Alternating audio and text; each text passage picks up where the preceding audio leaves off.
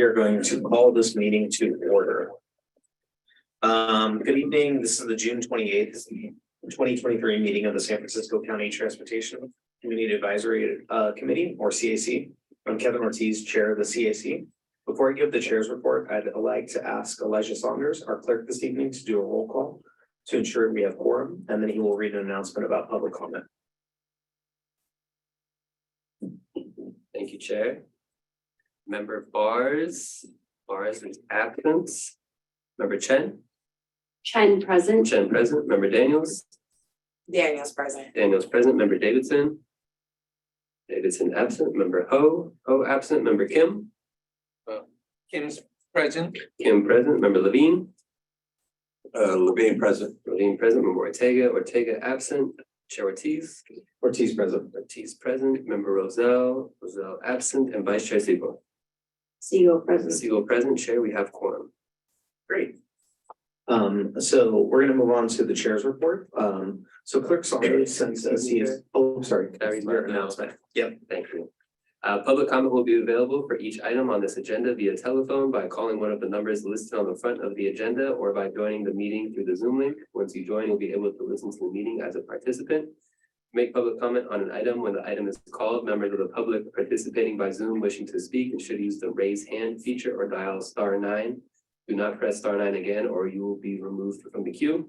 When you are asked to unmute yourself, press *6 or the unmute button to unmute yourself. The live operator will advise that you will be allowed 2 minutes to speak. When your 2 minutes are up, we will move on to the next caller. Best practices are to speak slowly, clearly, and turn down the volume of any televisions or radios around you. Thank you. That concludes my announcement.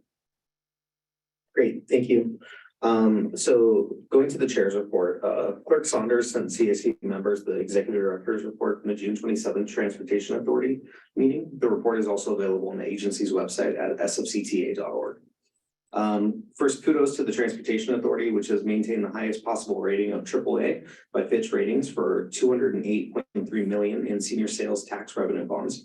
This is the third consecutive year Fitch affirmed a AAA rating on the agency's debt, placing the Transportation Authority amongst the highest rating organizations in California. And more good news, the Transportation Authority will collapse, yes. The Transportation Authority held a groundbreaking event for the West Side Bridges project on June 16th. The project will seismically retrofit 8 existing bridge structures along Treasure Island Road. These bridge structures are a critical connection between Yerba Buena Island, Treasure Island, and the Bay Bridge, and will expand access for existing residents and to support the 8,000 new units of housing being developed on Treasure Island. The $126 million project expected to be completed in 2026 and is funded by federal, state, regional, and local grants. A shout out to CAC member Calvin Ho, who in his daytime capacity working for the Speaker Emerita Pelosi helped to organize the event. Last Friday, Senator Wiener introduced Senate Bill 532, which would increase the tolls on state-owned Bay Area bridges for $1.50 for 5 years to help BART, Muni, Caltrain, and other Bay Area transit agencies avoid cutting rail and bus service due to the financial shortfalls they are facing as ridership recovers from the pandemic. The bill, which is co-authored by Assembly members Ting and Haney, as well as other Bay Area lawmakers, would raise $900 million in new revenue for transit. The bill would require a 2/3 vote of the legislature to become law. Staff will provide update information on this bill next month. Then the SFMTA CTA autonomous vehicle or AV team provided comments on several topics this month to the California Public Utilities Commission or CPUC, including on the Clean Miles project program, TNC ride hail timestamp data, AV data reporting, and expansion permits for Cruise and Waymo. On the latter topics, the SFMTA and SFCTA position is that the CPUC should establish, collect, and evaluate AV performance data before considering or approving expansion permits for AV companies operating in San Francisco. Despite this advocacy, CPUC staff continue to recommend granting Cruise and Waymo expansion permits. The joint staff meeting met with CPUC President Reynolds and Commissioner Sharoma staff and representatives from Waymo, as well as with transportation advocacy groups, including the San Francisco Bike Coalition, Transit Riders, SF Transit Riders, and Walk SF. The CPUC announced on Monday that it would reschedule its hearing on Cruise and Waymo's requested expansion permits from June 29th to July 13th. Now for a couple public engagement opportunities before I turn to meeting management. First, the Transportation Authority is inviting the public to help prioritize Prop L investments over the next 5 years. The survey can be found on the agency's website at sfcta.org/expenditure plan and this closes this Friday, the 30th. This month, League 21, the joint BART and Capital Corridor team exploring options for a new Transbay Rail crossing between Oakland and San Francisco is conducting outreach through a self-directed online open house that is available 24/7 now through the end of July. More information can be found at the League 21 program website, league21program.org/events. So that was a long update. We're going to jump into really quickly in meeting management. CAC members, if you would like to speak, you can indicate so by scanning your name card on its end. I ask CAC members and presenters to wait until I call on you to speak. Then press the red star on the base of the microphone to turn it on. You should see a red light turn on below the mouthpiece. Please turn off the microphone when done speaking by pressing the red star again.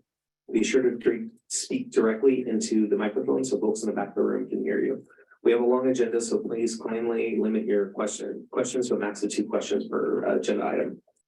Presenters, please only respond to questions if requested by the chair. CAC members and folks in the room, please turn off or silence all electronic devices and computer notifications during the meeting. Please step outside to the elevator lobby if you must talk or do anything that might be picked up on the microphones. Okay, that is it for announcements. Are there any questions or comments from CAC members on the report? Operator, is there any public comment on the chair's report? Checking for public comments. We have a caller. Hi, caller. Your 2 minutes begins now.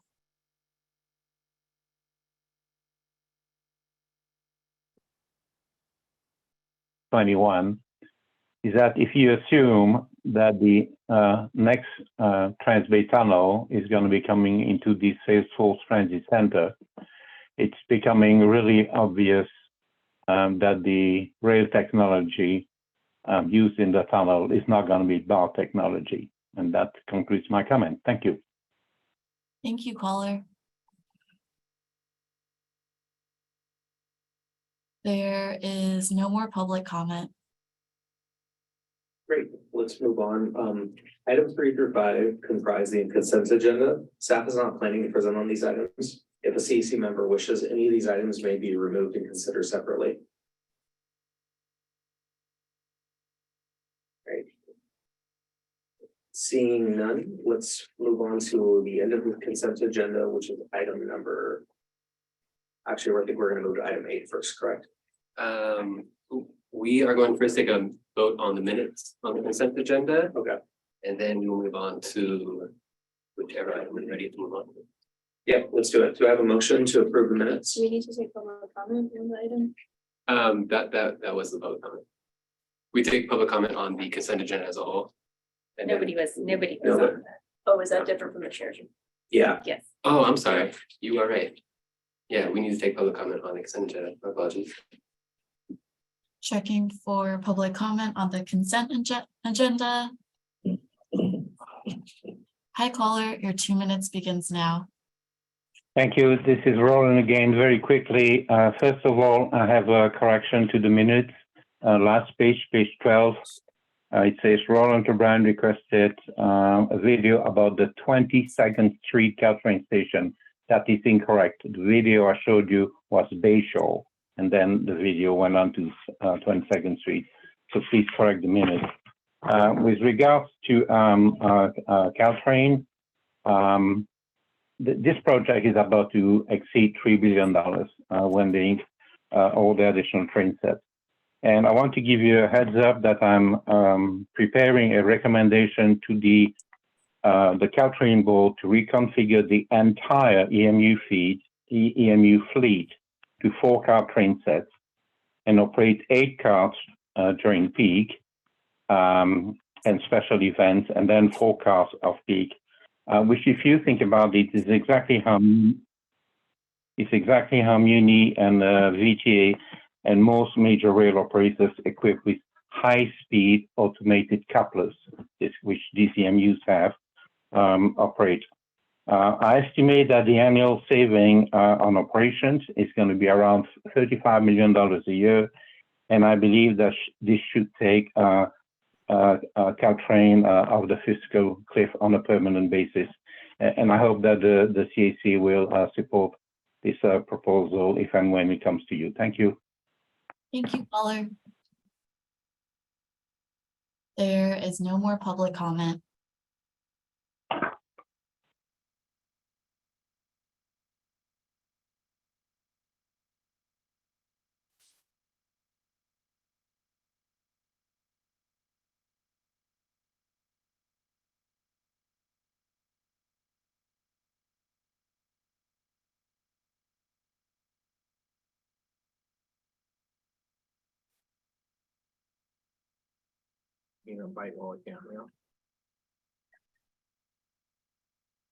Brittany, can you hear us? Yeah, I can. There's no more public comment. Okay, we're gonna retake Roland's public comment if I can figure out what's going on. Sorry, just give me just a second.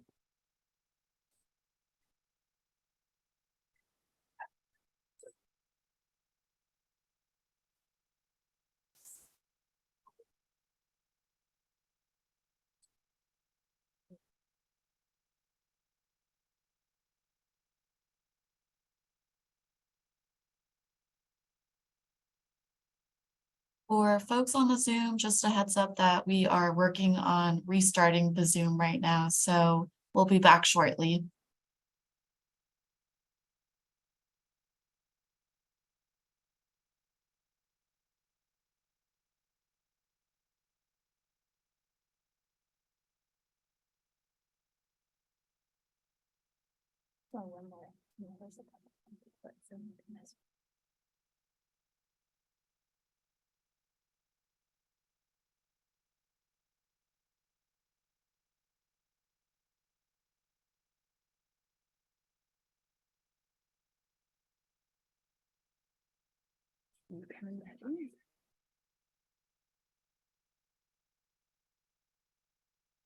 Recording in progress.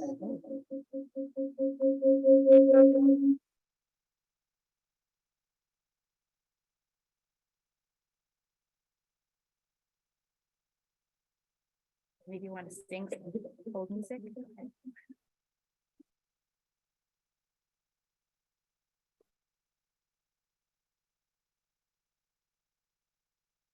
All right, check. There's a little bit of an echo. Check now. Which one do you want to speak? This. All right, check. Sounds good. All right, Roland, my deepest apologies. Let us start from the top, shall we? Roland, your 2 minutes begins now. Okay, thank you. So I'm going to start back from the beginning. Okay, so the first thing is, can you hear me now? We can hear you. Okay, so the first thing is a correction to the minutes on page 12, where it says that I showed you a video on the 22nd Street Caltrain station. That is incorrect. What I meant to show you was the situation at the Bayshore station, which is the one immediately before 22nd Street on the line. The other comment I have is on the measure item number 5. I'm currently preparing a recommendation to the board, to the Caltrain board, to reconfigure the entire EMU fleet to 4-car train sets, currently the 7 cars, and then operate 8 cars during peak and special events, and 4 cars off peak, just like Muni, VTA, and most major rail operators equipped with high-speed automated couplers, which is what these EMUs have. My estimation is that the annual saving on operations and maintenance is going to be around $35 million a year, and this should take Caltrain off the fiscal cliff on a permanent basis. And I hope that the CAC will support this proposal if and when it comes to you for approval. Thank you. Thank you, caller. There is no more public comment. Okay, we'll take public comment in person. Thank you. Edward Mason. Regarding the consent calendar for AB 825, I agree with the opposed position. And I'm really cautious on future regulations regarding scooters. We're seeing a proliferation of private scooters, just not the spin and the ones that MTA is controlling, but there's private scooters. And from my experience within the last couple of months now, they're just becoming, totally disregarding any type of safety. Even on my walk here, there was a bicycle and I was near the curb on the sidewalk. The bicycle passed me out of nowhere. I didn't realize it, and then went on to the pavement. So in the opposite direction also. So scooters are going to be, authorized by MTA. But the private scooters and regulation of the scooters on the sidewalks is all important, I think, especially in the last 2 months or so, it's just been outrageous from what I've experienced on a monthly basis that are occurring. So be cautious as we proceed with it. Thank you. Thank you, Mr. Mason. Do we have any other further public comment? Seeing none. I think we're going to, I don't think Anna's back yet, right? So we need a motion on Oh. the minutes. We have a motion. Can I motion to approve the minutes with the amendment? Okay, yes, I'd love to move to approve the minutes with the amendment that the public commenter raised. I'll second it. So we have a motion and a second. Can we take this same house kind of call? Or Sorry, Chair. this is amendment. Could you repeat who the second was? Jerry Levine. Got it. Thank you.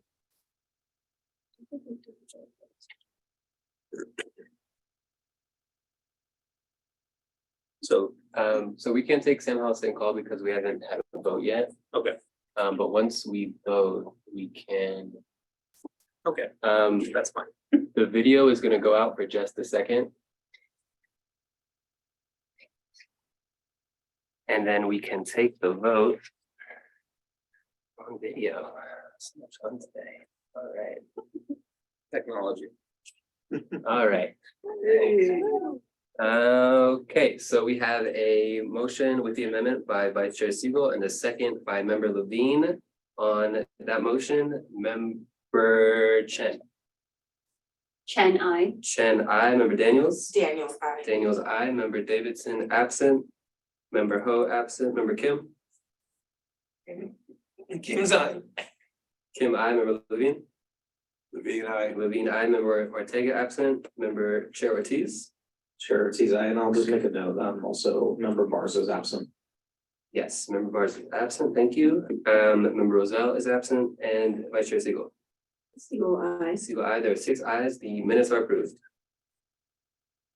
Sweet. Let's move on to, I don't think Anna's back yet, so I think we're gonna go move to item 8.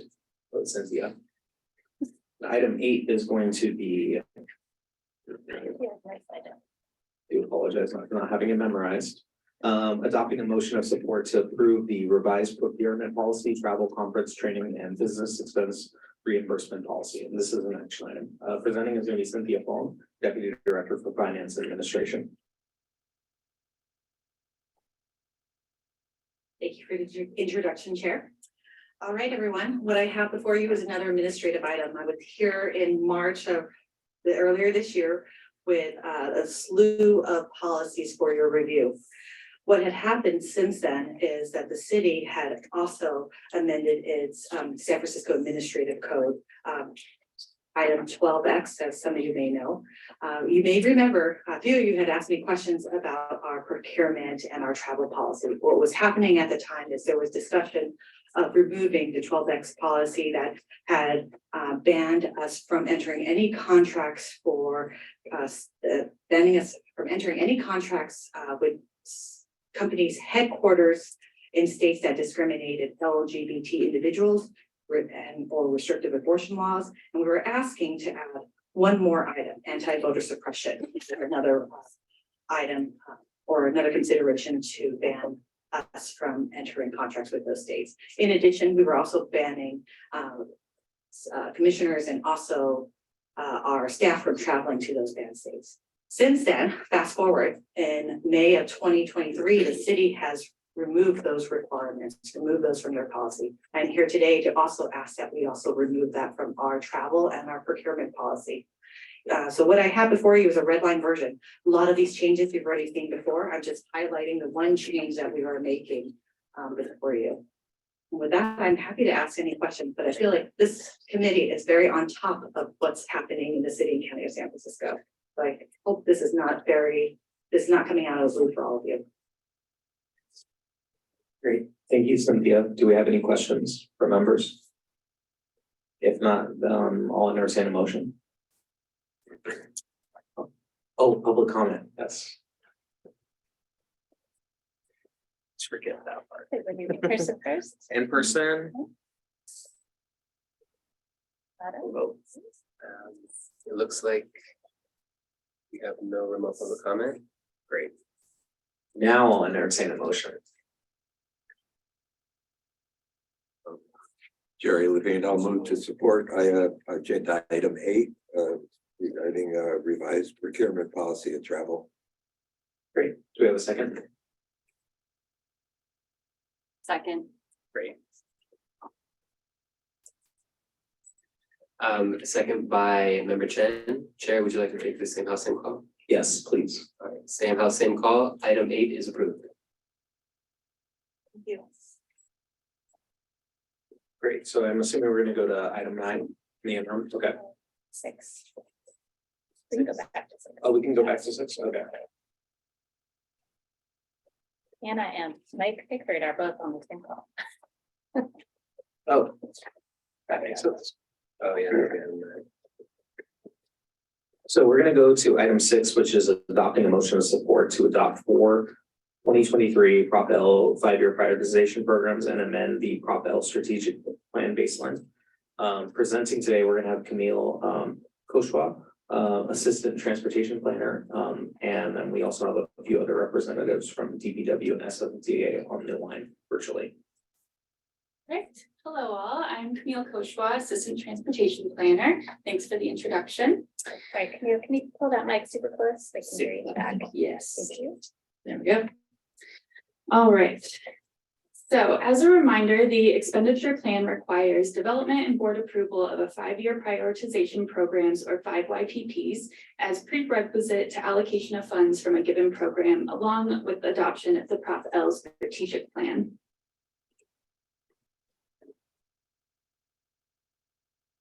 This slide illustrates the iterative process we go through every 5 years to identify the projects that will receive Prop L funding in the next 5 years. In step 1, the CAC and board approved the strategic plan baseline, which established how much Prop L funding is available to each expenditure plan program by fiscal year through 2053. This is akin to setting the sales tax budget for each program. Today's item is focusing on step 2, during which we identify the projects to be funded over the next 5 years for each program as part of the 5 YPPs. The item before you today is to adopt the first group of 5 YPPs, which includes 4 of 28 programs, and this is a small group with some time-sensitive needs. Let me quickly remind you of the process we go through. We collect information from the board, the CAC, and public engagement, and use prioritization criteria to rank the projects to be funded in the next 5 years. As part of the project evaluation process, we are looking for full funding plans, if leveraging is sufficient, and we evaluate requests from sponsors to accelerate or advance sales tax funds for certain projects. As the project list firms up, we put that information into our strategic plan model, which estimates financing costs, and then we provide that info back to sponsors and see if there is more money available for projects or if they've gone over budget when financing costs are considered. Then we work with project sponsors to make adjustments to stay within the amount of available sales tax funds for each program. The 5 YPPs include more than just the list of projects to be funded over the next 5 years. The 5 YPP guidance materials were approved by the CAC last month and by the board yesterday. Leveraging Prop-L funds against non-Prop-L fund sources is necessary to fully fund the expenditure plan programs. For each 5 YPP, we provide the expenditure plan program description of eligible project types and project sponsors and highlight leveraging expectations established in the 30-year expenditure plan. Performance measures are used to inform future 5 YPPs. The project delivery snapshot lists open grants, delivery issues, and agency actions to address those issues. Then the CAC and board approved prioritization criteria last month as part of the 5 YPP development guidelines. We look at how well the proposed projects meet the criteria and how the project information supports the scoring. The 5-year project list includes proposed programming, cash flow by fiscal year, criteria scoring, and anticipated leveraging of non-Prop-L funds. And finally, the project information forms include scopes, schedules, costs, funding plans, and other supplemental info to support project evaluation. As a reminder, an important part of the 5 YPP is the guidance on how to select projects for which we use prioritization criteria. There are some criteria that are required by the expenditure plan for every 5 YPP. There are Prop-L-wide criteria such as relative level of need or urgency, which is tied to timely use of fund requirements. And there are program-specific criteria such as safety, which has a tailored definition for each program. We've used most of these criteria before, but our expenditure plan advisory committee provided specific feedback on the 3rd and 4th Prop-L-wide criteria listed on the slide, reflecting the importance of community support and equity considerations to the committee. Next, we will go over these 4 5 YPPs that are recommended for approval today. So first up, we have paratransit. Paratransit funds the broker who administers paratransit services in San Francisco. This includes annual funding to support paratransit service at $13 million in fiscal year 23-24 with an annual inflationary increase. Anticipated leveraging is good, but below expected leveraging due to fiscal challenges facing SFMTA, impacting sources that support their operating budget. For instance, in the first year, we allowed MTA to use about $2 million in cost savings from prior year sales tax funds to reduce their operating budget contribution. We recognize the fiscal challenges facing MTA resulting from the city's slow recovery from the pandemic and the impact of remote work, both of which are depressing the general fund, fare revenues, and other sources that support their operating budget. We will work with MTA to improve leveraging by increasing their contribution and seeking other funding sources. Now we have 2 sub-programs for street resurfacing, rehabilitation, and maintenance. The first is repaving and reconstruction of city streets. Prop-L provides roughly $1.6 million per year for paving projects, which is part of a much larger paving program. You can see the proposed projects listed on the slide. An example of a program-specific criteria that Public Works uses to prioritize projects is the Pavement Condition Index.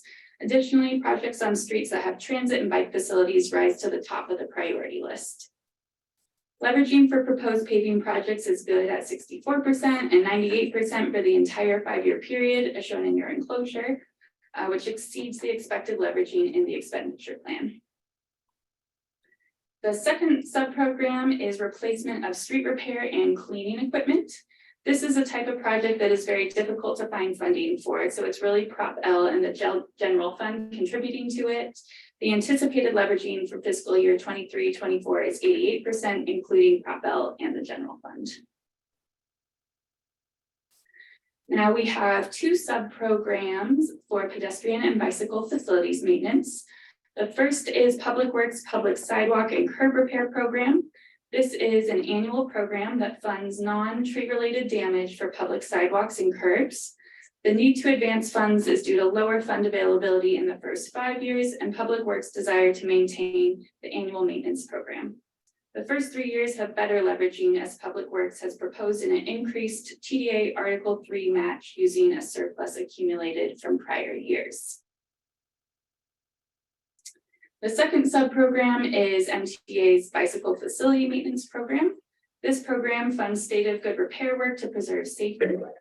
The need to advance funds reflects growth in the amount of quick builds, slow streets, and bike network improvements.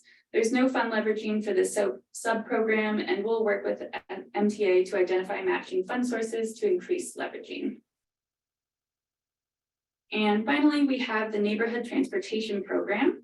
The Transportation Authority developed the neighborhood program in 2014 under Prop K. It was created in response to mobility and equity analysis findings from the San Francisco Transportation Plan 2040 and to the public and the Transportation Authority Board's desire for more focus on neighborhoods, especially in equity priority communities and other underserved neighborhoods. The neighborhood program guidelines are up for approval as a part of this 5YPP and in your enclosure. The 5YPP project list includes placeholders for projects and funding for neighborhood program coordinators, and priority is given to recommendations coming from community-based plans in all Propel programs and many discretionary fund sources. Leveraging for this program is to be determined. The intent is to set up a pipeline of projects to be competitive for other fund sources. We don't expect the $700,000 per district to pay for everything. And now, as a part of the iterative process, we are recommending to amend the strategic plan baseline.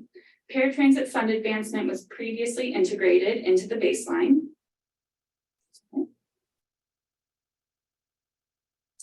Two of the programs we talked about today need advancing over the baseline: pedestrian and bicycle facilities maintenance and the neighborhood transportation program. These are relatively small programs with relatively modest advancement requests, so the impact on overall debt needs is correspondingly small, about a 2.4% or $15.1 million increase in debt costs estimated in the baseline. We have to be thoughtful about which programs we recommend advancing funds for and pay close attention to which projects are ready, looking at aspects such as full funding plans, good leveraging, capacity to deliver, and more. And we are continuing outreach and public engagement efforts, just having hosted a virtual town hall on June 20th.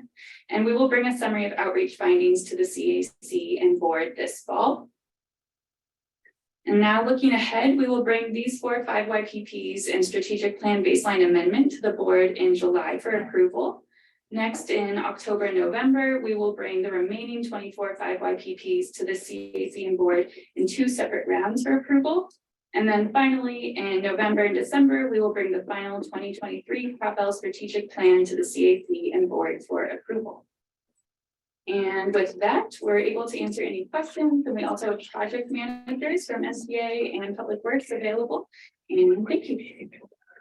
Great, thank you. Do we have any questions from members? Member Kim? Yeah, I have a question about the pedestrian and bicycle facility maintenance. Actually, the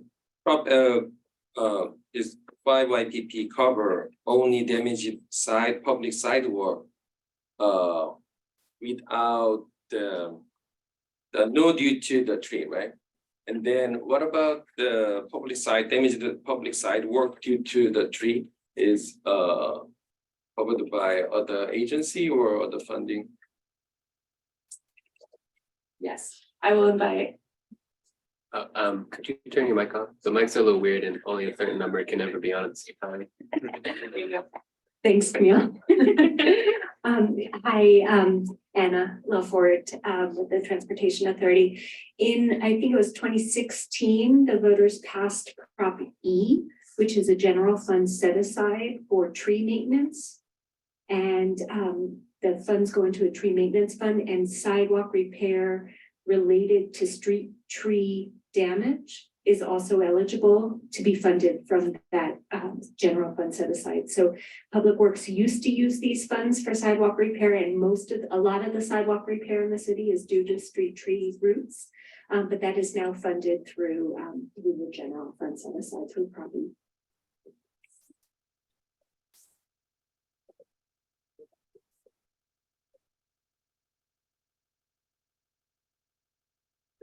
we have any other questions from members? Seeing none, let's open it up to public comment from the room first. Do we have any public comment here? Do we have any virtual public comment? Checking for virtual public comment. And there is no public comment. Great, can we take a Motion and the roll call. I move to approve the item.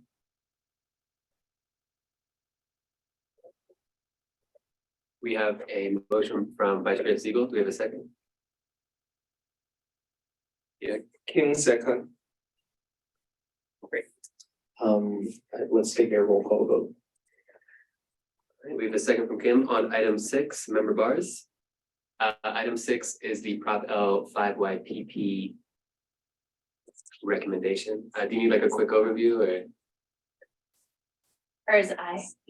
Bars I. Member Chen? Chen, I. Chen I. Member Daniels? Daniels, I. Daniels I. Member Davidson is absent. Member Ho is absent. Member Kim? Kim, I. Kim I. Member Levine? Levine, I. Levine I. Member Ortega absent. Chair Ortiz? Aye. Ortiz I. Member Roselle absent. And Vice Chair Siegel?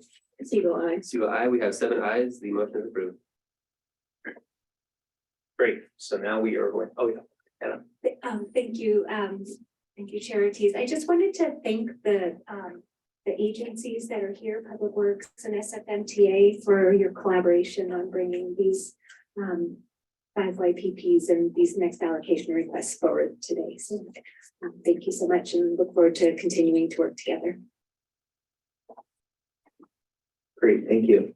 So we're now going to move on to item number 7, which is adopting a motion of support to allocate $998,000 and appropriate $100,000 in Prop L funds with conditions and allocate $300,000 in Prop AA funds for 4 requests. So presenting is going to be Linda Veray, the transportation planner, and then we also have representatives from SFCTA and SFMTA. Thank you, Chair. So this presentation includes our first 3 Prop L allocations and 1 Prop AA vehicle registration fee request. Allocation of the requested Prop L funds are contingent upon board approval of the strategic plan baseline amendment and the following 5 IPPs in the prior agenda item. Those are for street resurfacing, rehabilitation and maintenance, pedestrian and bicycle facility maintenance, and the neighborhood transportation program. The first Prop L request is from Public Works for street repair and cleaning equipment. This is for $380,000 to fund the construction phase. This is for one full-size street sweeper that will replace equipment that exceeded its useful life. And the benefits are safety improvements and reduced pollution. Public Works will purchase an additional street repair and cleaning equipment with an estimated $2.8 million in general funds. The next Prop L request is also from Public Works for public sidewalk and curb repair. This is an annual program focused on non-street related sidewalk and curb repair, which is funded by the Prop E general fund set aside. This request is for $518,000 in Prop L funds, matching the state TDA Article 3 funds to repair damaged areas caused by trucks driving up on curbs, old age, heavy equipment, vehicular accidents, and for original construction. Public Works has a large backlog of locations, which you can find in the packet attached to their allocation request form. New locations continuously become priorities as a result of Public Works ongoing inspections, 311 complaints, and reports of trip and fall accidents. Public Works prioritizes them based on project readiness, community support, and time-sensitive urgency.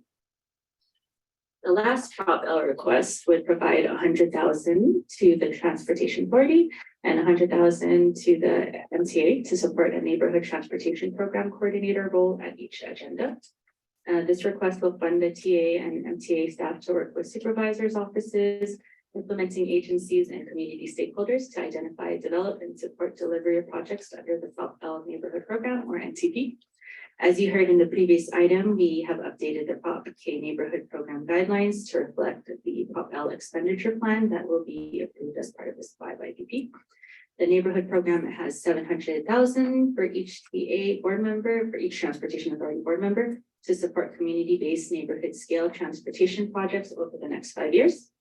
We look forward to working with the supervisors' offices to advance the many NTIP projects that are underway, funded by Prop K, and to explore project ideas and make the best use of these funds to develop a pipeline of projects for your community. And the final request is for $300,000 in Prop AA funds for the Trans-Bay Joint Power Authority's Salesforce Transit Center Wayfinding Phase 1B. This project is part of a larger wayfinding plan. And for this project, this is the replacement of the computers media players that will help prevent outages that currently occur with the existing media players. This project will also support a better user experience for visitors at the center. It supports the regional wayfinding for MTC under the current guidelines, and new guidelines to be released to ensure seamless travel across the bay as part of MTC's transit transformation plan efforts. And with that, I'm able to answer questions. We also have project managers from Public Works, MTA, and TJP that are available. Great. I'm going to open it up to questions from our members. Member Kim.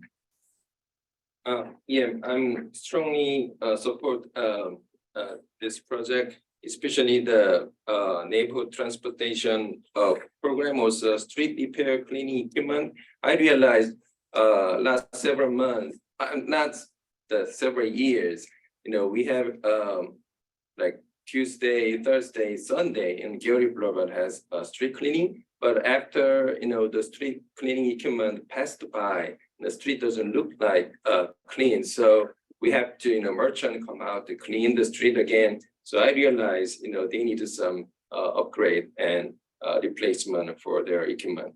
And then second is question. The Public Works on Gary, I saw the chart. There's so many backlog for repair sidewalk and curb is really urgent, but they're marking when we request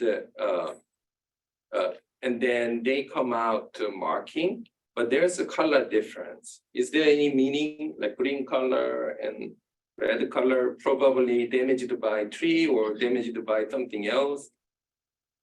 Can you answer the question? I'm going to invite Public Works to answer that question. Am I? Okay. I'm going to invite Public Works to answer that question. I believe we have a few folks on in.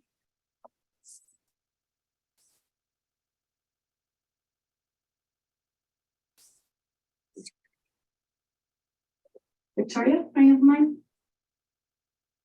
Hi, Victoria Chan, Public Works. I'm sorry, could you please repeat the two-part question? As I don't think I quite understood the second part very well. Yeah, this is Kim, and then the damage of the sidewalk when we request through the 311, and then Public Works come out the marking on the sidewalk damaged area, but there's a different colors. I saw some red color marking and then green color. So my question is there any difference, using different color? For example, maybe green color damaged by tree root or red color by some other regions. Oh, so that first part, I'm going to defer to Mariana, although I'm going to also say that it's a two-part process for us. We have a street use and mapping division that does the inspection parts of sidewalk and curb damage. And the group that is implementing this particular program is our Bureau of Urban Forestry and their cement program. So perhaps Mariana can answer it, but if not, then we can return a response to you after we've spoken to our Bureau of Street Use and Mapping group. Mariana, let me know if you have any additional comments. Well, yes, certainly I can answer some to that question somewhat. When you generally see the green markings on the sidewalk, that's an indication that it's a tree-related issue, and that for sure buff will come out. It's been inspected by BSM, and that's a way that we identify locations that Public Works is responsible for repairing. However, when you do see, occasionally you will see different color markings out on the sidewalk.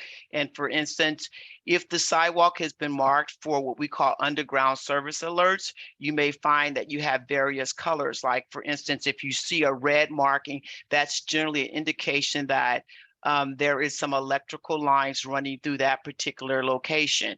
If you see any other colors such as yellow or pink or green, that's just an indication of different utilities that are generally in that location, and it's an alert to whoever's going to go out and make the repairs that that you are up on some utility. So that would be the various reasons that you may see. Like I said, once again, you may see yellow, you may see green, you may see pink, and you may even see white, and that's just an indication of the different utilities. Now, when you do see the green markings, generally from BSS and by our team inspections, they will actually be in green X's. Yeah, can I have one more question? And then when you schedule to fixing public sidewalk, do you plan by district or within district you schedule differently? For example, when you do fixing district 1 first, district 2 second, in this way, or all the districts certain part you start to fixing so my question is how to schedule within the district.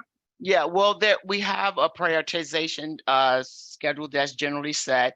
And it goes from a ranking of 1 to 4, one being the highest, 2 being the second, and so forth.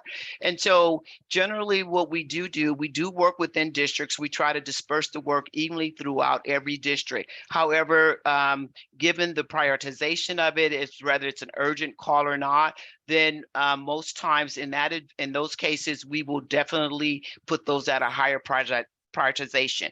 We also look at various area locations depending on where it is. We try to make sure that that we don't just stick to districts, like I said, because we do work off this prioritization schedule, and we're looking at some of our most vulnerable populations when these issues do arise, such as around hospitals, schools, our senior citizens residents, tight corridors. So we are driven by various factors in the way that we approach our sidewalk repair. Nice. Last question, sorry. When you schedule, do you plan together with the damaged sidewalk by tree and also damaged by something else, or is it separate totally? Well, I know the funding is separate, but a schedule, how do you do that? Well, we have 2 different divisions, one that takes care of tree-related sidewalk repairs, and then the other that takes care of just generally sidewalk and curb repair that's happened from damage over a period of time, old construction methods. And so we are, like I said, it's just not driven by one base, but we take on several different, we utilize different measures into how we go in and we take care of these repairs. As was stated earlier, there's been funding that's been related to our tree maintenance, in terms of sidewalk repair. So that's a crew that handles that particular area. And then we do have another crew that's allocated to taking care of, like I said, just the maintenance of the sidewalk in general. Thank you for your answer. Thank you very much. Okay. Thank you, Member Kim. We're gonna go with Vice Chair Siegel and then Member Bars. Thank you, Chair, and thanks for the presentation. I was wondering, given how relatively new the Salesforce Transit Center is, why the media players and screens have reached the end of their useful life, and if the replacement equipment will have a longer useful life. Thank you for that question. I'm going to invite TJPA to answer, and we have Ari on the line. Hello, this is Ari Walsh, the TJPA Facility Director. Great question. And actually, the items that we're actually looking to replace are just the media players. The screens are actually towards the end of their useful life, but they don't need to be replaced just yet. And the media players it's really a more fancy or just different term for saying the little mini computers that are in there. And their useful life is right around 4 to 5 years. And time flies, and we've just hit that 5-year mark. And to answer the second part of that question, and I should take a step back and say that we are actually seeing some of the media players failing from time again, and we're spending a lot of time like rebooting them, and they get stuck in like this welcome screen often, and just trying to provide a more consistent experience since those items are at the end of their useful life. To the second part, these new media players that we're buying, they have a similar useful life, but they are a little bit more. It's more in the 6-year range, but you can enhance that with a little extra routine maintenance and some other tasks that you can perform throughout the life of the equipment to extend it a bit more, which we plan on doing and have a plan for. So I hope that answers your question, but feel free to ask more if you have any. That does answer my question. Thank you. Thanks. Thanks, Vice Chair Siegel. Member Bars. Thank you, Chair, and thank you for the presentation. I have a question about the street repair and cleaning equipment. So I am curious to know how many full-size street sweepers we currently have. And so like, this is one of how many?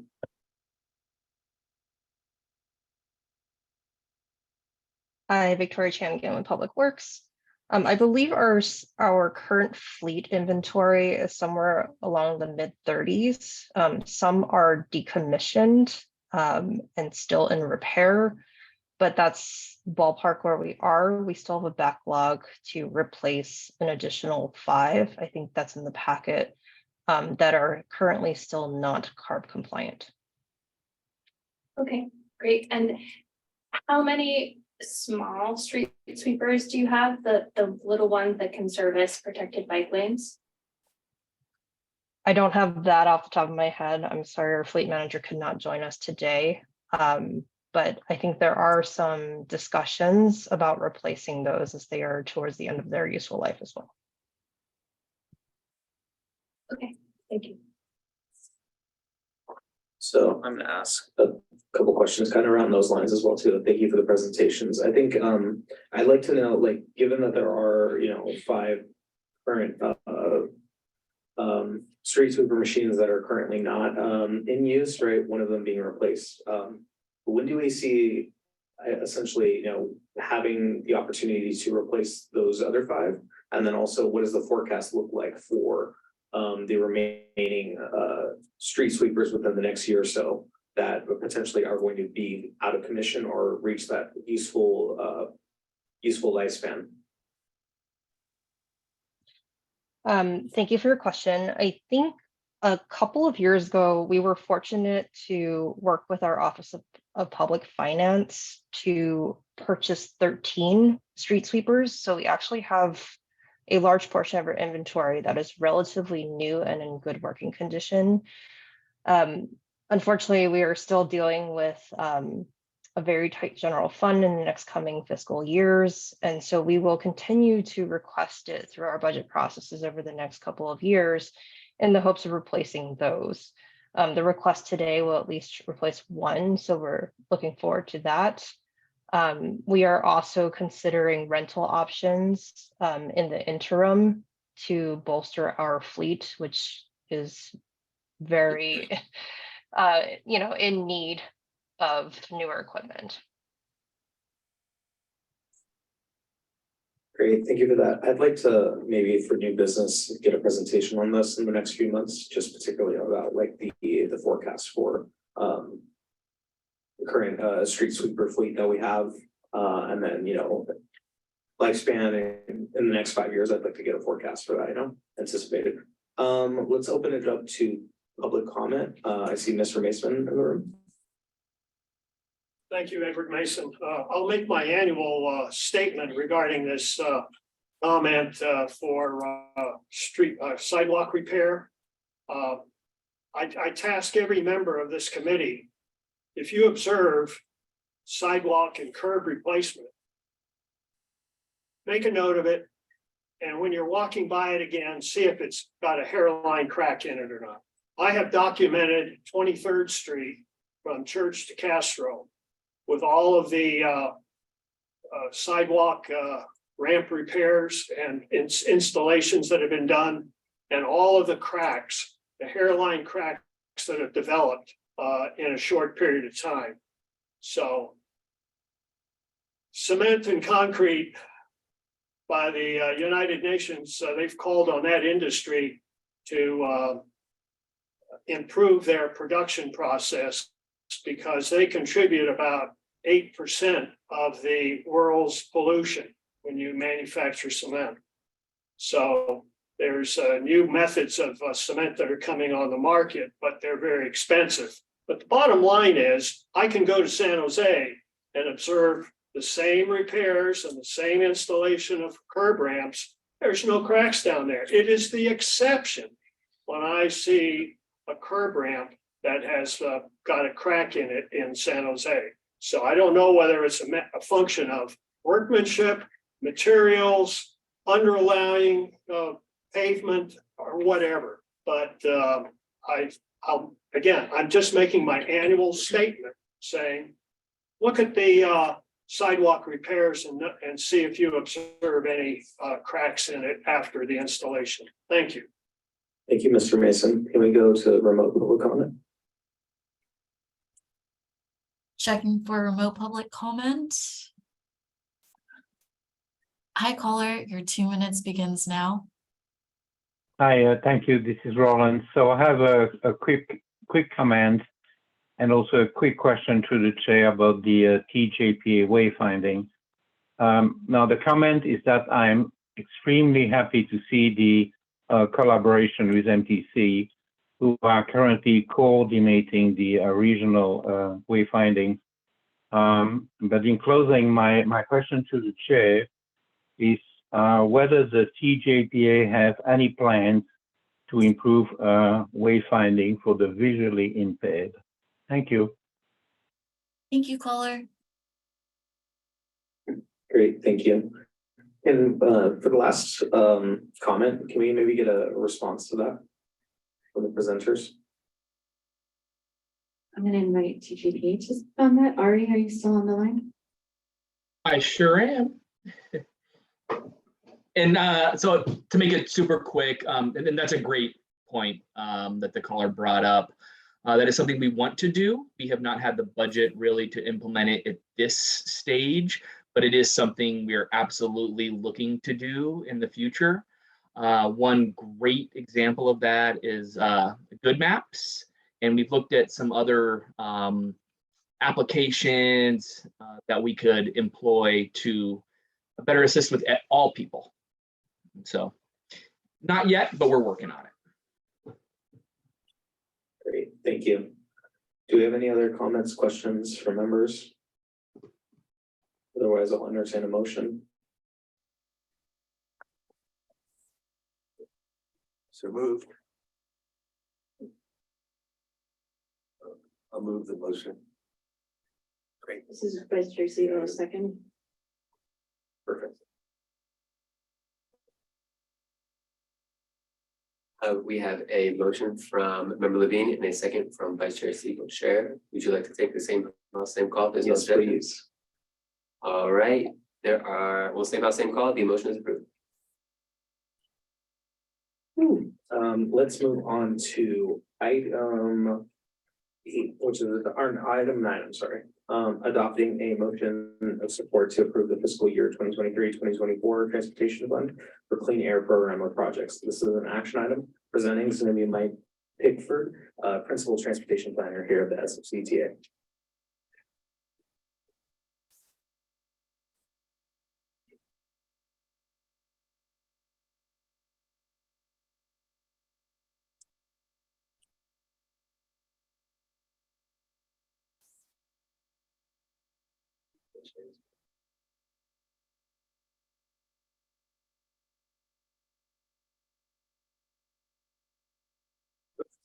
Did you get to now?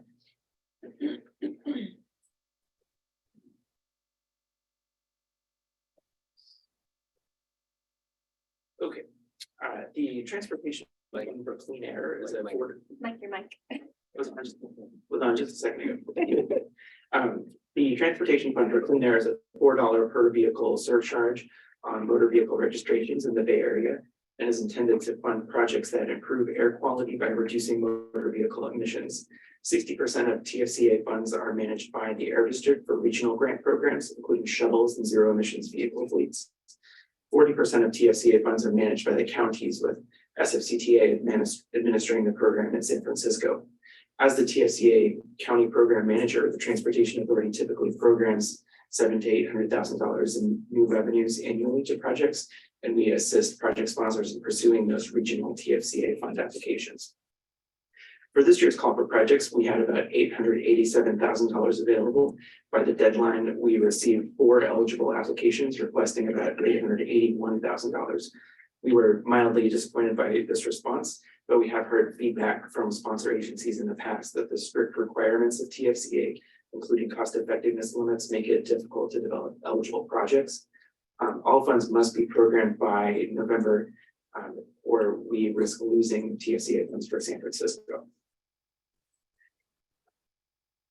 So to develop our recommendations for this competitive program, we first evaluated applications based on the screening criteria required by the Air District.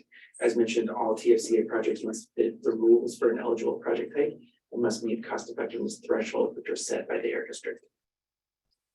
Air District policies do not include prioritization guidance, but our local expenditure criteria approved by the board in February, which came to the CAC in January, instruct us to prioritize applications by looking at factors including project type, emissions reduction, readiness of the project, especially as most TFCA projects are expected to be completed within 2 years. So this is the priority order for project types in the local expenditure criteria. Here are the 4 applications that we received. We are recommending fully funding the Emergency Ride Home program, taxi vehicle electrification, and taxi EV infrastructure, and programming the remaining available funds to SFMTA's short-term bike parking project. So the $422,000 recommended is slightly more than the $417,000 requested. And that's in order to fully use all the funds available and ensure that San Francisco doesn't lose any of those funds. So I'll briefly describe the projects. Emergency Ride Home furthers San Francisco's transit first policy by incentivizing commuters' usage of sustainable modes by providing a subsidized taxi ride home in case of a personal emergency, like a sick kid at school or a flat tire on your bike. We've supported this program for many years. This year, the proposed funding includes paid marketing efforts to increase program awareness. And for this year, it does include a one-time increase of a little over $25,000 compared to last year's program. And SFMTA would use these funds to conduct additional marketing and outreach, which it expects would increase participation by 20%. We, given this extra funding, we would work closely with SFE on enhanced outreach, exploring coordination and leveraging with other transportation demand management efforts. We will also work to build more effective partnerships between SFE and transit operators such as BART and Muni that can help promote Emergency Ride Home as a way to encourage more people to return to transit. The next project is SFMTA short-term bike parking. This would plan, design, and install 1,217 bike parking racks in San Francisco. The locations of the racks are selected by request and proactively by including SFMTA project managers working on corridor projects and in high demand equity priority community locations.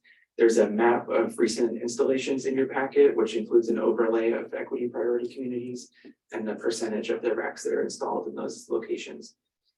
As I mentioned, we are recommending a slight increase to funding versus the requested amount. But this program is very scalable, so we believe that won't create any issues with SFMTA. And by increasing extra funding, it does offset potential need for bike parking funding from the sales tax. The next project is also from SFMTA, taxi electrification. This project would fund a rebate program to encourage taxi owners to purchase EVs for use as taxi cabs. The grant is expected to fund 21 vehicle rebates. purchase of a new EV could qualify for approximately $3,750. However, higher rebates would be available if the taxi company also scraps an older taxi vehicle.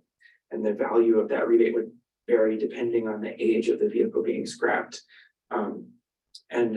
For the oldest and dirtiest vehicles being scrapped, the incentive could be quite high, over $20,000 for some of the older vehicles in the fleet. But we heard from SFCTA that a common age for taxi cabs is around 2012.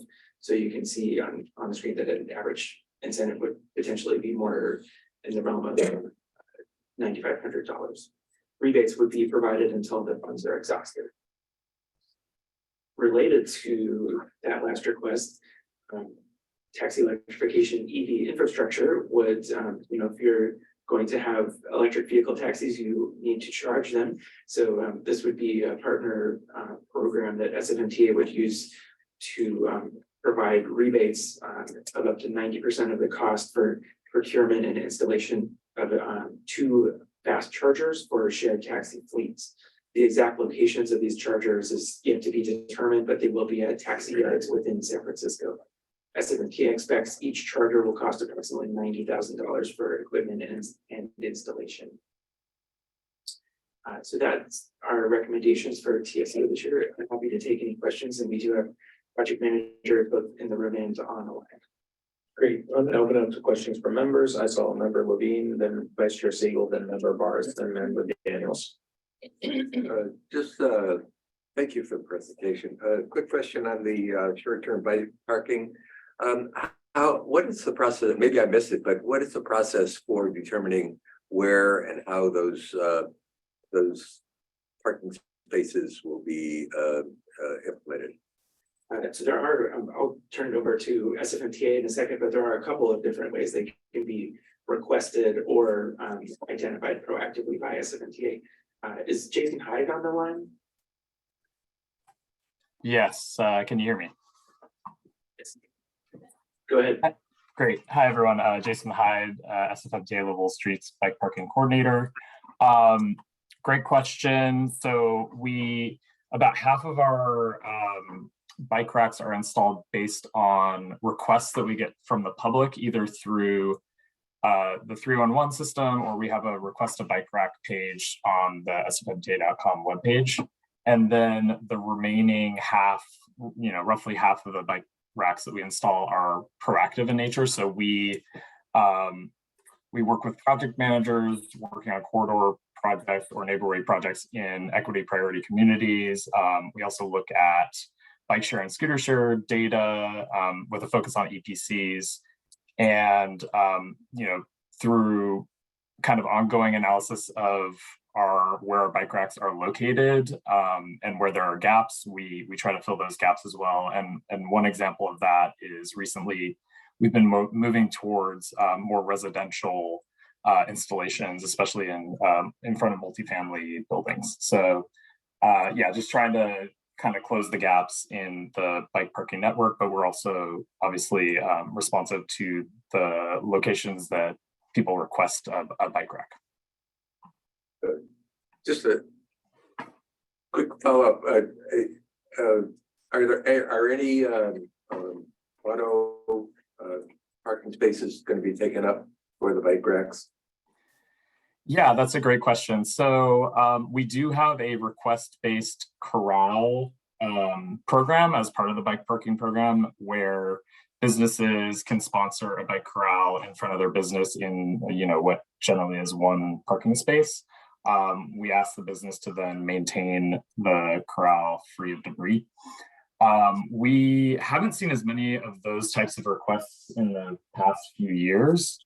A lot of businesses opted to have shared spaces instead in front of their business. And so we've transitioned more to a proactive daylighting corral program where we install small corrals in recently daylit locations that the MTA is doing as part of Vision Zero.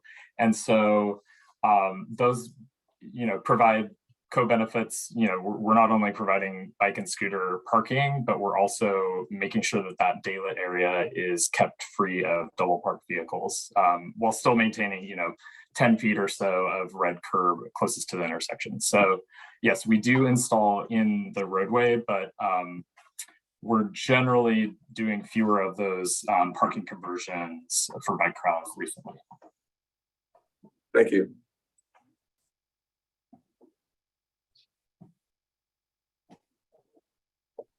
Sorry, I was taking notes. Let's jump to Vice Chair Siegel. Thank you, Chair, and thank you for the presentation. I have two questions about the short-term bike parking program. First of all, thank you for this program. Thank you for the bike racks that were installed in front of my building last year. It makes a huge difference not having to carry my bike all the way up to my apartment for short trips home. And I also definitely, it makes a difference to me. I notice when those racks are installed in front of businesses I go to, and the calculus about how to get there is really important. So I appreciate the program. My first question is, I noticed in the map of where racks have been installed over the last 3 years with the equity priority community overlay, the southern neighborhoods and southeastern neighborhoods look sort of bare compared with the rest of the city. And I was wondering if there are any plans. I know that you all are working to proactively install racks. I was wondering if there are any plans to work with community-based organizations in those neighborhoods to identify good places to proactively install racks. Particularly noticed the Bayview, Excelsior, Lake Merced areas looked pretty sparse. Yeah. Excuse me. Thank you. That's a great question. One thing I want to point out about the map, like you mentioned, is its recent installations. And so if you were to look at a map of the existing bike racks, that were installed prior to 2020, it looks a little bit different, which isn't to say that there isn't work to do, to be done in those neighborhoods. So I think that your point is well taken, and we are partnering with the MTA's community-based transportation plan in the Bayview to work to connect with those organizations to figure out if bike parking can be, more bike parking can be installed as part of that plan.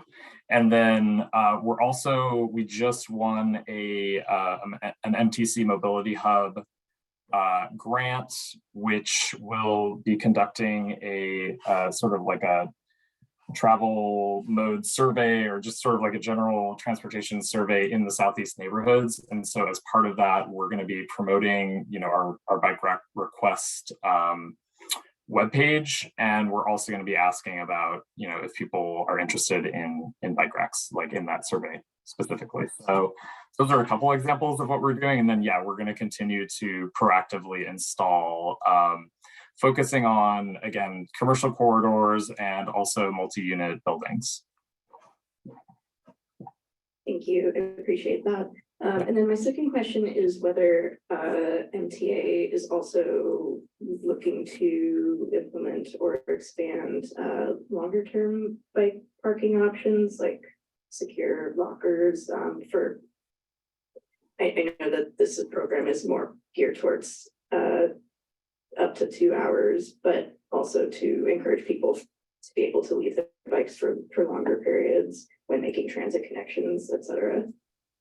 Yeah, that's a great question. And we're actually about to launch a pilot program for what we're calling bike hangars, which are sort of kind of like a bike corral, so a multi-space bike parking in the street, but it's going to be covered and require, pre-authorization basically to get access into that.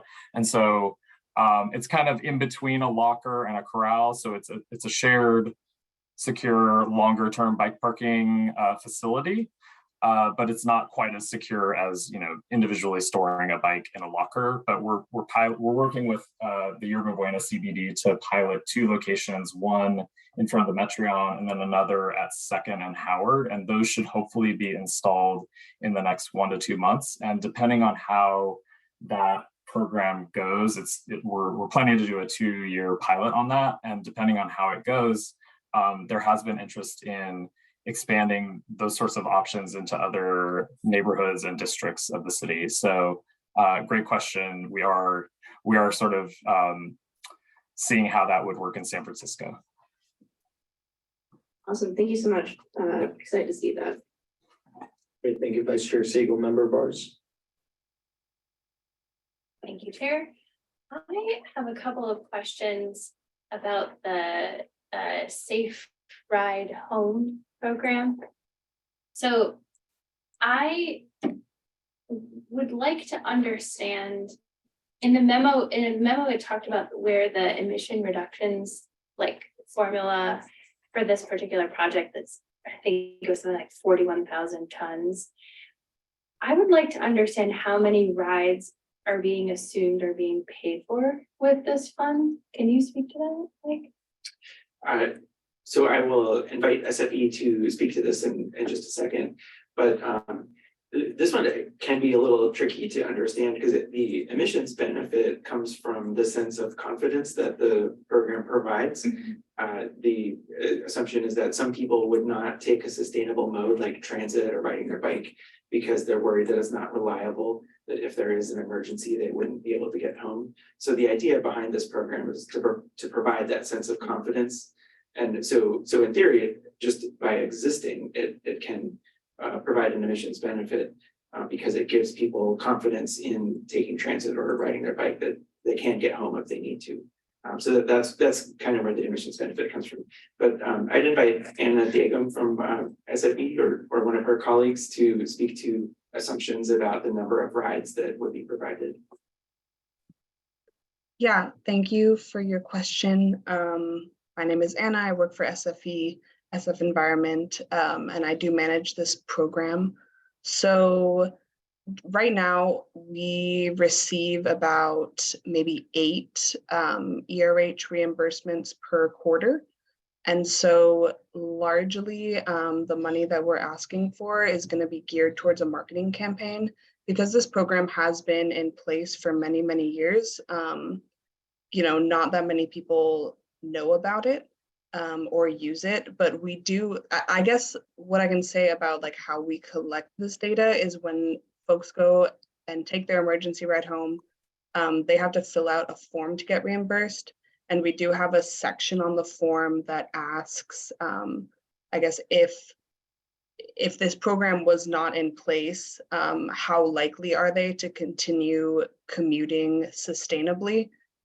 So we do track progress that way. But yeah, largely we're just trying to spread awareness with a marketing campaign so that everybody in San Francisco knows that they have access to this program.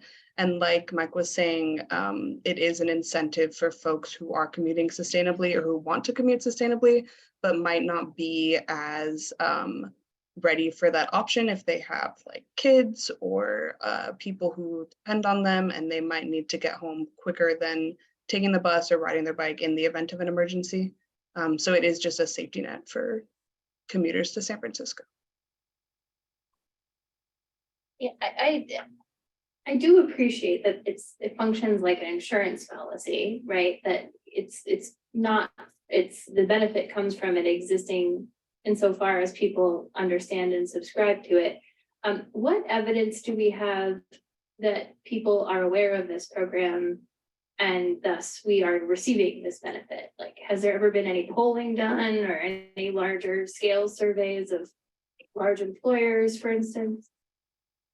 There hasn't been any kind of survey like that, but I do also administer the commuter benefits ordinance, which companies are required to fill out compliance of.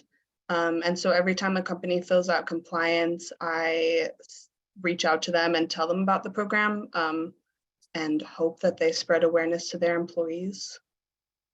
But in general, I think it's just been up to like the kind of internal and external marketing that we've been doing with the program, which has ramped up. We've ramped up our marketing efforts, I think the past 2 years or so. But before that, I think correct me if I'm wrong, Mike, but I'm pretty sure we were just asking for money to cover like the day-to-day operations and the reimbursements for the program. I think there's always been an element of marketing within the program as long as I've been familiar with it. But one thing I do want to say is, we are proposing to fund this program at a higher level than last year. And as we note in the memo, we do intend to work more closely with SFE to make sure that this program is, we have a lot of exciting TDM work that is coming up that through a market analysis that the Transportation Authority is working on and plans for a future transportation demand management strategic plan. And so we will be looking to make sure that this program is tightly integrated with those efforts. And we also want to make sure that SF Environment is being a closely knit partner with all of the transit agencies to make sure that they're getting as much co-benefits and raising awareness of the program through those partner agencies. Yeah, okay, thank you. I'll just have one comment, which is that I'm concerned about this program. I have lived in San Francisco for a while. I have worked in San Francisco. This is always something that sort of was handed out to me by my employer when I was, orientation and then never followed up on. I would just like to, I understand that the value in this is an insurance campaign, is an insurance model as opposed to like a direct reimbursement model, but it feels like there's a lot of hopes and not a lot of rigor to this. I would feel a lot more comfortable if there was like some annual evaluation plan, if this is actually working as we intended. I hope that would be something that we could look at later. But yes, I understand the appeal of this, but it feels like there's very little evidence to back it up. And 7 requests per quarter doesn't seem like a robustly used program. Thank you for that. And we can certainly work with SF Environment to see how rigorous of an analysis at the end of the program can be incorporated into this budget. Anna? Drop the mic there. Sorry, Okay. Mike's. Can you hear me? Okay. Just to add to Mike's responses, the funding that we are providing is to help to do more of that type of outreach and to increase the usage of the program. So that is one of the goals of this funding. And that we will be partnering with SFE to help in any way we can. There are a couple of different opportunities for where the publicity could be done that it isn't necessarily like with Bay Pass and commuter check outreach. So that it might be more of an ongoing outreach program, but there is the intent to incentivize even more. With the quarterly reports that we do get from the Department of the Environment, they have counts of number of people who have been reached at the various events and the various different, they have website hits, they have different counts of people who have been made aware of the program from the outreach and the advertising that they do. And so we have that reporting. And then also I'll just add that the Air District's assumptions are based on historical trends and based on outcomes. So the fact that this is the pool of potential users is very large, even if the number of users is small, the pool of potential users is very large. So, and that factors into the calculation of the GHG reduction. So,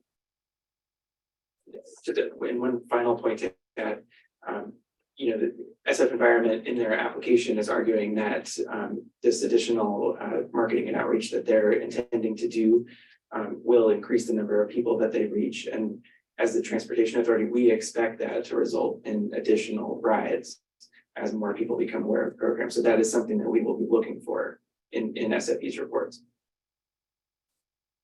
Great, thank you. Member Daniels and then Member Kim. Good evening. Thank you for the presentation. I had a question, but now it's turned into a little bit of a comment. I wanted to say that I'm appreciative and excited about the expansion for promotional materials of the Emergency Ride Home program. And I just wanted to say thank you to the vehicle drivers that are paying their registration that allows for us to have this benefit. Because sometimes we get a bad light. So, thank you. Thank you, Member Daniels. Member Kim? Thank you, Chair, and thank you for presentation. I have a question, taxi electrification, just my simple calculation, if they apply rebate 3,500, only 50 vehicles eligible, and then 9,001 is only 20. Is it enough for the application, or too few people apply, or I'm concerning it might cause a lot of competitions for that? I would actually like to invite Forrest Barnes from SFMTA to speak to the level of interest that SFMTA has heard from the taxi industry in these incentives, and sort of what they expect, because it's that 21 vehicles is an estimate. And it could, the number of, as I mentioned, the funds will be or incentives will be provided until the funds are exhausted. So we don't know exactly how many incentives will be, but Forrest, do you want to speak to where that number comes from? Hello, I'm Forrest Barnes, a planner in the Taxi Access Mobility Division at the SFCTA.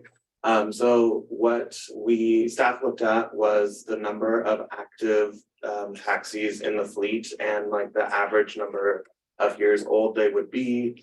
We do know that the higher rebate amounts that are above the 3,750 require that the drivers scrap and take off the road completely the gas-powered vehicle.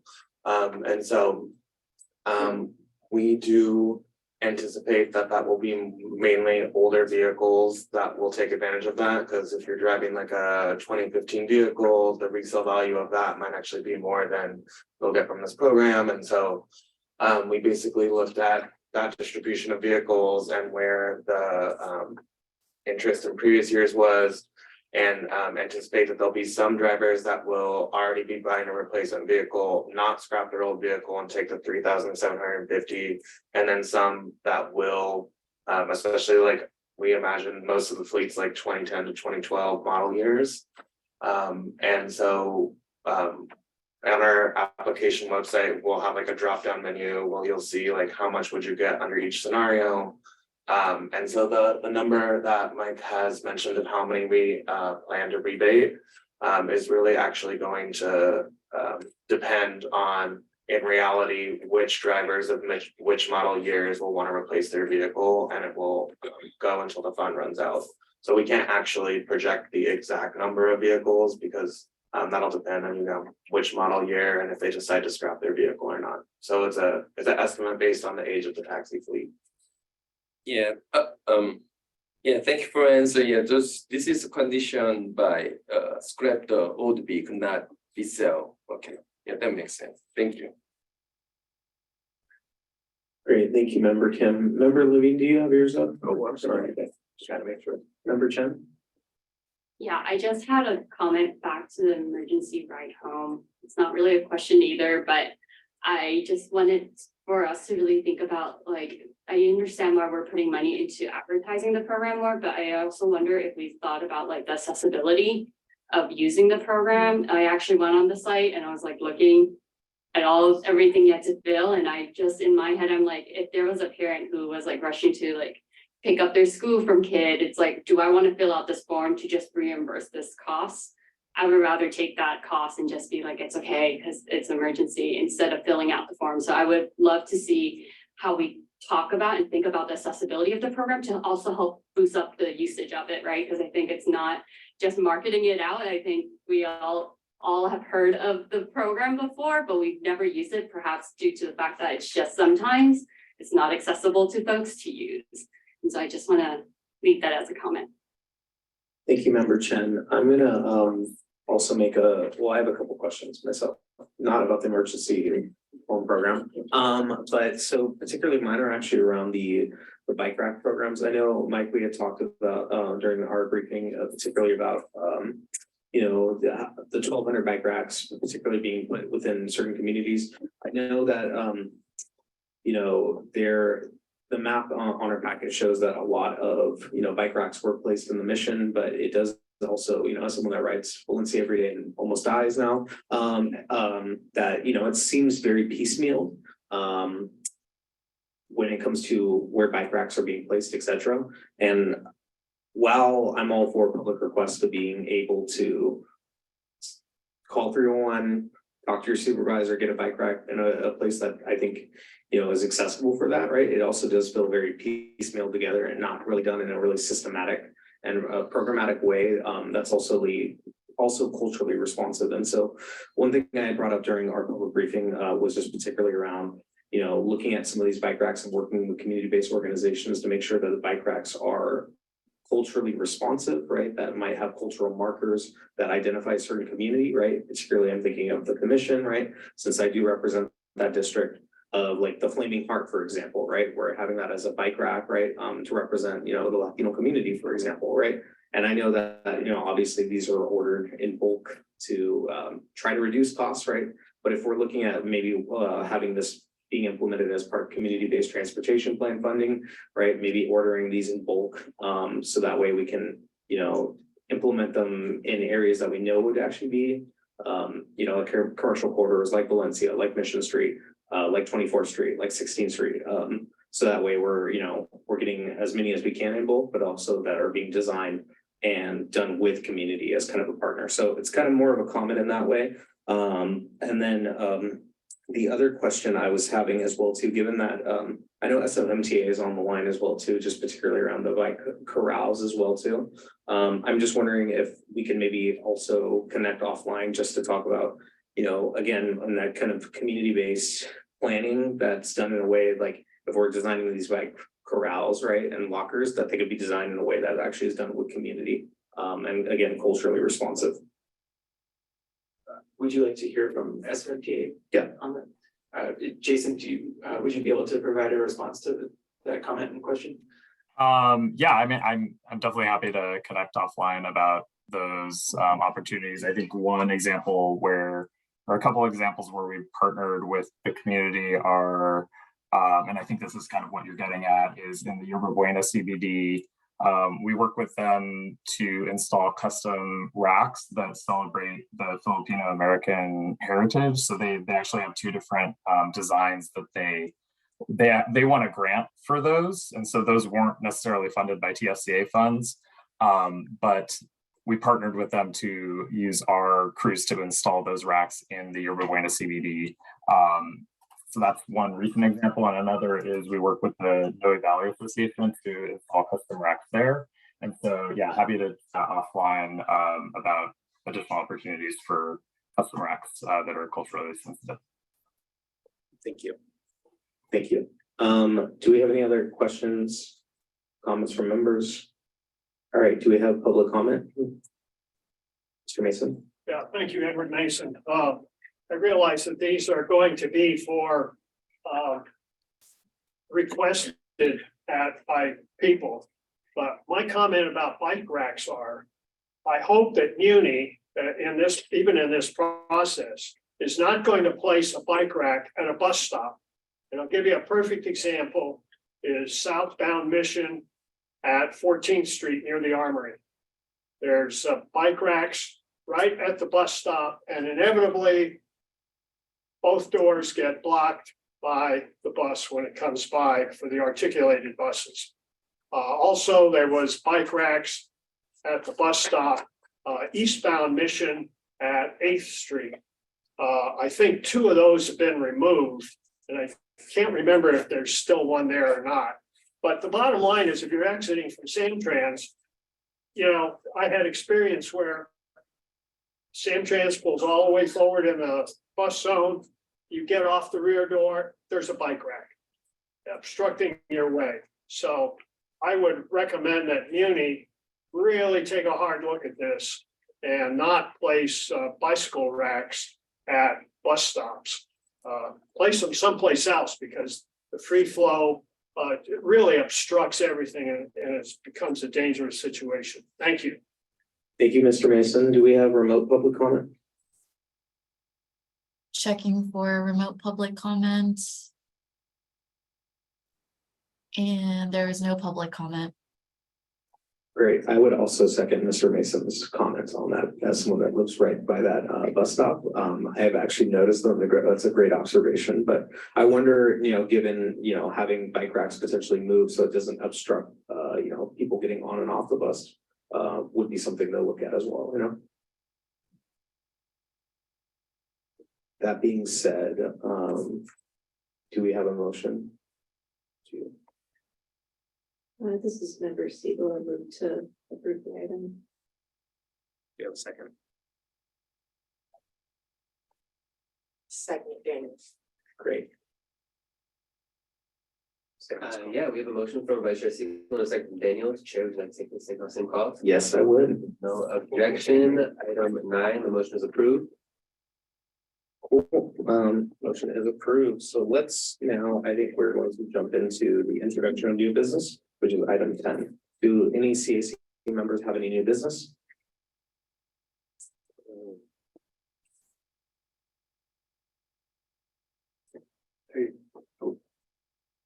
There you go. Yeah, I don't know if it's new business, but it's everyone's probably aware there's been a lot of interest the last couple of weeks, especially around Waymo and cruise vehicles, the autonomous vehicles, especially over at Pride weekend. And I know I got a note today indicating that the vehicles have impeded emergency vehicle response 66 times this year. And I'm just wondering, this is a state program, I assume, and the state has control over the program, but I wonder what kind of response the city can have in terms of either fines or some sort of traffic mitigation efforts in order to keep this sort of emergency vehicle problem from happening again. Great, thank you, Member Levine. Member Vice Chair Siegel. I would like to request an update on the planned Oak Street quick build, which I think received at least partial funding from the TA in December 2021. Given the recent permanence of the Phil Street bike lane and the benefits that we saw with that, I would love an update on when we can expect the Oak Street one to be implemented. And I would also love for somebody to connect with somebody from SFCTA or maybe get a presentation about the issue of traffic throughput and then also the fire department's required width of the street space for when it comes to considering the constraints for the quick builds that are ongoing in the Tenderloin. I'm a bit concerned about particularly the Hyde Street and quick build based on conversations with residents in the Tenderloin at a recent workshop regarding that quick build program, that there are needs for both parking and mobility lanes to get folks off the sidewalk and out of the way of pedestrians that are conflicting with the need for vehicle throughput to the Bay Bridge, as well as space for the fire department's equipment. And I just want to understand better what are the constraints that we're working with there. Is there a way to meet the community's needs? What is the trade-off with when we consider vehicle throughput out of the city or into the city with the needs of the residents in the community? What are the constraints that MTA considers there? So if there's some way to get like a broader presentation about that, I think that would be helpful for understanding that context for, because I think this is going to come up with other quick build projects. Thank you. Member Kim, thank you. Vice Chair Siegel. Thank you, Chair. I want to add Vice President Siegel's comment. There's some mobility data, the name's CHEM. They use mobile phone data, so like they can divide like different mode. For example, bike, work, or the car or the muni. So maybe if we can see the new data, normally some data, old data is going around before pandemic, but after pandemic, we have travel patterns changes. So how many people move where to where from San Francisco to out, or tourists or other city coming to San Francisco? If we see the overall, shift, those travel patterns, maybe it's really good to understand. So maybe we need to see the after pandemic, those mobile data. And also another one, sales tax is really highly related to our the 5YP the project. But now we see some newspaper, Westfield shopping mall, those things we never imagined before. So probably some impact on sales tax revenue estimation. So if anything, probably, city agencies change or adjust those estimations. So maybe we can, city agency share those data to us, and then for us to understanding more. Thank you. Great, thank you, Member Kim. I have a couple items that I wanted to also introduce as well too. I'd like to my previous comment, particularly around having an update on kind of a 1 year and also 5-year forecast of DPW street sweepers needing to be replaced for the entirety of the fleet. The second one is I would like a quick builds update, my favorite program. And particularly, I'd like a very specific update also as well on the Valencia bike lane construction project. Particularly, why the delays have happened, etc. And then I would also like to have a presentation on scrambles, particularly successful scrambles in priority communities, right? How the programs work overall and going from there. And yeah. Vice Chair Siegel.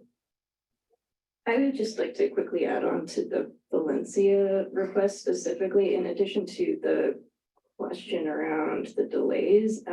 It seems I'm just hearing a lot of confusion around the temporary wayfinding and what people are supposed to be doing, whether it's open or not, taking the lane, getting past in the bike lane by vehicles. Just seems like the communication has been really poor, and would be curious to hear plans for avoiding this kind of confusion in future quick build projects. Totally agree. I mean, for the folks that are here virtually, I have 2 photos today of different private vehicles using the Valencia bike lane as a new parking spot. And one of them being an Amazon truck. So yes, I would like to yeah, I definitely agree with all of that as well too, just given that, I think we're going to see major issues coming up with this project. Any other thoughts, comments? Public comment on new business? Do we have any, okay, in person? Do we have any virtual? Looks like Lauren. Checking for virtual public comments. Hi, caller, your 2 minutes begins now. Thank you. This is Roland. So I have two. The first thing I'd like to do is make a comment about the Cruise and Waymo and potentially Tesla impeding emergency vehicles. From my perspective, it would be very helpful if people could capture video evidence of the issue and post it on YouTube for further analysis. And I have another item, but which is basically I was expecting today to see Vice Chair Melgar's presentation on the trip to Paris, and that did not happen, but I'd like to speak to the item. So can I come back on the general public comment, please? Sure. I'm done. Thank you. Let's move over to general public comment. Mr. Mason. Thank you. Well, I'll pile on with the Waymo. I'm sure you received my photo of which was a gift. I was really looking for buses, but here comes Waymo. And so I documented it. And my takeaway is that it's really satisfying a culture of convenience. It's not programmed because that zone is restricted between 6 and 10 a.m. for commuter buses only. And of course, it disregarded the white zone. But one thing I'd like to discuss tonight is if you would go back and look at the presentation from last month regarding the corporate commuter buses that we had, and to look at the revised data, the revised presentation that was submitted by Muni. And in the revision, they showed fiscal year 19 average daily ridership of 12,770 versus for FY 23, the average ridership was 4,361. So do a little math on that. But here's the problem where the gymnastics comes in. You have to do the average daily was on a monthly basis. The bottom line is they're picking up 3 people in fiscal year 19, and now we're down to 2 people per stop. So that means that we're sending out a Greyhound bus to go all the way from the marina down Van Ness Avenue over to the Castro, Noe Valley, and then back along, and then get on the freeway, and they're only maybe picking up 2 people at a stop, and that's why I've been saying that these buses are basically empty, except for Apple and Genentech. But the rest of them, from my observation, are basically empty buses, and we're running that. So my time is up and I defer, but I will continue on with additional information. Thank you. Thank you, Mr. Mason. Do we have public comment from Roland? Hi, Roland, go ahead. Your 2 minutes begins now. Okay, thank you so much. So what I'd like to do is to attract your attention to yesterday's board meeting. I believe it was item number 2, which is the chair's report. And Vice Chair Melgar gave a presentation on a recent trip to Paris that she attended with Tilly Chang and Jessica Oler and potentially other people. And I was so if you look at the board package, you're going to see that there are 2 presentations. There's a big one up front, and then an abbreviated one, which is what she showed to the board in the interest of time. But the material in there is just mind-blowing. And I'm wondering if you could agendize the full presentation to the CAC in the future, maybe Jesse or somebody else. And one of the things that really caught my attention today is that there is something called Le Grand Paris Express, which is this new network of lines that they're building under Paris. They're building 60 miles of twin bore tunnels and building another 45 underground stations. And the price tag is only $30 billion. Now, if you compare that with the TJPA spending north of $7 billion on a 1.5 miles and a single station on Townsend or wherever, we clearly have some issues that need to be addressed. So if we could have a more extensive presentation to the CAC agendized in the future, that would be really appreciated and helpful. Thank you. Thank you, caller. Great. Do we have any further public comment? There is no more public comment. Perfect. That being said, we're going to move to item 12 with the adjournment. This meeting is adjourned.